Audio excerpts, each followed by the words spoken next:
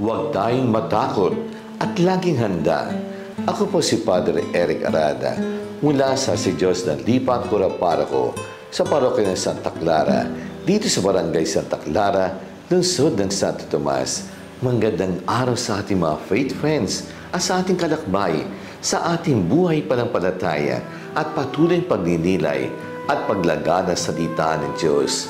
Dalawang bagay ang pwede nating pagnilayan: takot at laging handa.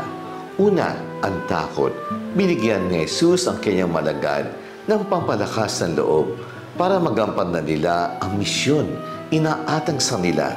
Sinabi niya sa tungkol sa mapagmahal at mapagbigay ng Diyos Ama kung paano inaalagaan ang mga bulaklak sa parang at maibon sa impapawid, at lalo na sa ating mga anak.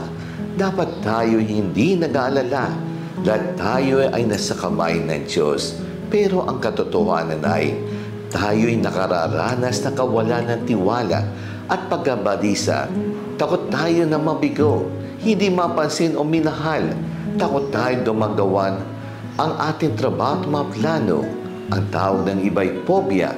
Maraming takot gaya ng takot sa matataas, sa tubig, sa matao, magkasakit o kamatayan. Naghanap tayo ng solusyon sa mga material ng bagay o sa ibang tao mapagbigay ng suporta at seguridad gaya na ating mga magulang o ibang nakakatanda sa atin, pero madalas hindi nabibigyan ng kasagutan o minsan lumalala pa. Lagi si Jesus ay nagsasabi ng huwag kang mangamba. Lagi nagmamasid ang Diyos at naunawa niya tayo. Pangalawa, lagi tayong handa. Kahit hindi pa panahon ng Adbyento o Kwaresma, sa lahat ng oras ay lagi tayong handa.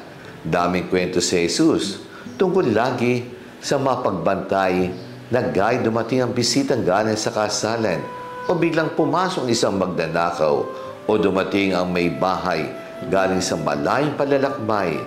Ang mensaheng ito sa atin ay lagi tayong alerto, hindi natutulog at hindi distracted o tinatamad.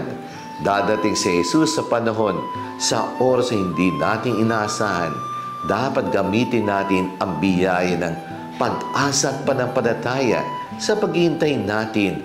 Ang panampalataya na niniwala tayo ang pangako at salita ni Jesus. Walang pagdududan na hindi niya tayo iiwanan at lagi siyang nasa tabi natin. Paniniwala na siya ang lakas at sandigan sa lahat ng kalaman ng buhay. Paniniwala na kahit anong problema at sa gabal ay kayang lutasin. Sabi niya, napagtagumpayan ko na ang mundo. Ang lahat ito'y may pag-asa. Ngayong taon ng Jubileo ng pag-asa sa gitna ng mundo na digmaan karahasan, pagnanakaw at kasamaan, nakita pa rin natin na kahit kaunting siling ng pag-asa na galing kay Jesus.